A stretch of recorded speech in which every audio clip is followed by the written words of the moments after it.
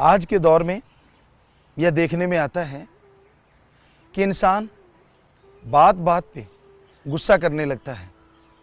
सहने की शक्ति खत्म होती जा रही है, मेमोरी पावर वीक होती जा रही है। इंसान जरा सी बीमारी से बेइंतहा घबरा जाता है। इन सब के पीछे क्या बात है? ऐसा क्यों हो रहा है? लोग इरिटेट रहते हैं, टेंशन में डूबे रहते हैं, जिसे देखें चेहरा यूं लगता है मानो खेस दरी में सलबट पड़ी हो। आखिर क्या कारण है इन सब के पीछे? एक ही कारण है कि उन सब के अंदर आत्मबल की बहुत कमी होती है। आत्मबल जिनके अंदर कम हो जाता है उनका यही हश्र होता है। ज्यों ज्यों आत्मबल का स्तर कम होता जाता है, इंसान की सहने की शक्ति कम होती जाती है। इंसान अंदर ही अंदर अपने नेगेटिव विचारों में बुरी तरह उलझ जाता है। आत्मबल की कमी इंसान को टेंशन की तरफ धकेल देती है। जैसे जैसे आत्मबल गिरता जाता है, वैसे वैसे इंसान अपनी सोचों में, नेगेटिव थॉट्स में बुरी तरह से फंस जाता है। तो बात आती है, हम आत्मबल को कैसे बढ़ाएं? हमने ये सर्च किया है, आप भी कर लीजिए। आत्मबल के लिए एलोपैथी, होम्योपैथी, नेचुरोपैथी, आयुर्वेदा, किसी में कोई ऐसा टॉनिक नहीं है जिसको लेने से आत्मबल बढ़ जाए। आत्मबल को बढ़ाना हर कोई चाहता है, क्योंकि साइंस भी तो ये मानती है कि जिनके पास आत्मबल होता है वो सफलता की सीढ़ियां चढ़ते चले जाते हैं। आत्मबल सफलता की कुंजी है।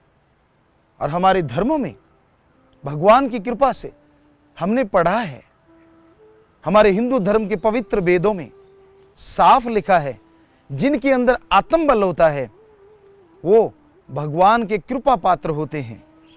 उनके अंदर हिम्मत, हौसले बुलंद हो जाते हैं।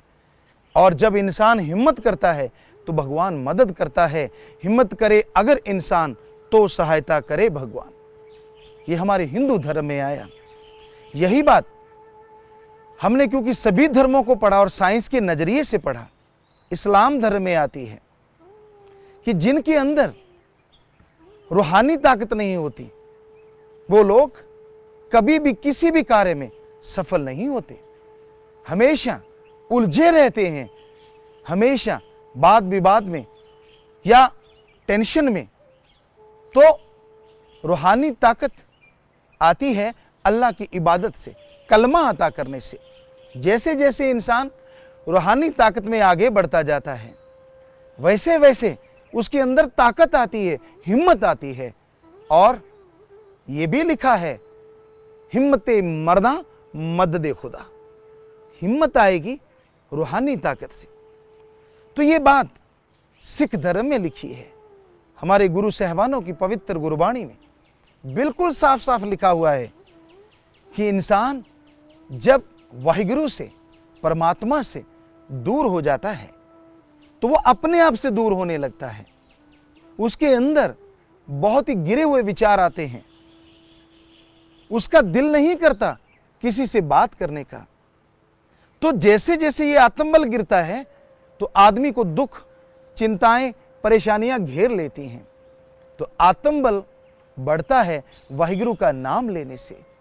जैसे जैसे कोई वाहिगुरु का नाम लेगा, चलते लीजिए कैसे भी तरीके से, तो उसके अंदर की ताकत बढ़ती जाएगी। और जैसे जैसे ताकत बढ़ेगी वो इंसान सुख शांति के काबिल बनता जाएगा।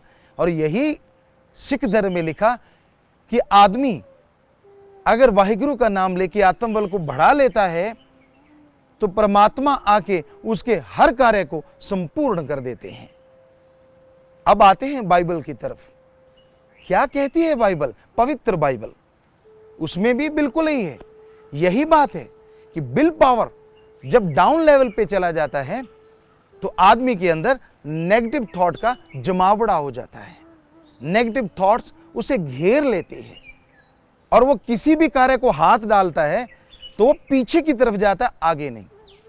इसके लिए जरूरी है आप गॉड्स प्रेयर करें। Do the method of meditation continue. लगातार मालिक का नाम लें, उससे आपका विल पावर जो है वो अप साइड में आएगा और जैसे विल पावर बढ़ता जाएगा तो भगवान गॉड आपके हर कार्य में आपकी सहायता करेगा।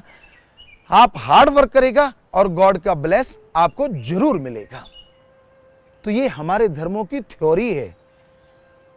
आम जन आम जीवन में क्या देखते हैं कि हम बहुत कार्य करते हैं, बहुत मेहनत भी करते हैं, इसके बावजूद जो फल मिलना चाहिए वो नहीं मिलता।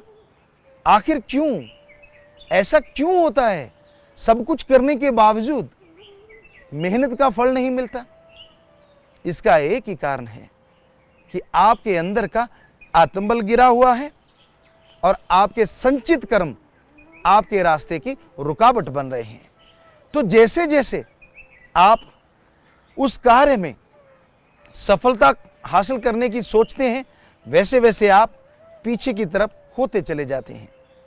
वास्तव में अगर आप आत्मबल चाहते हैं और आप चाहते हैं कि उस आत्मबल से आपको आपके कार्य में सफलता मिले, आप जितनी मेहनत करते हैं उसका आपको फल मिले, तो आपको आपके टाइम टेबल में थोड़ा सा एडजस्टमेंट करना होगा।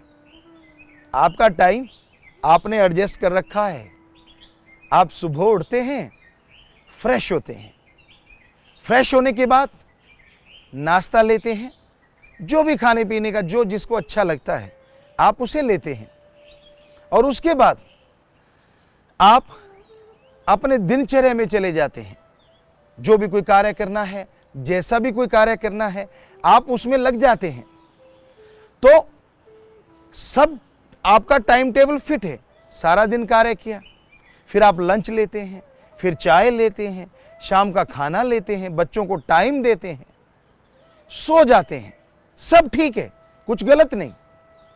लेकिन एक बात गलत है और जो आपके सारे कार्य को गलत किए जा रही है, और वो बात है कि आपने अल्लाह, वाहिगुरु, गॉड, ओम के लिए कोई टाइम फिक्स किया ही नहीं, जो आपको आत्मबल देता है विदाउट एनी पे।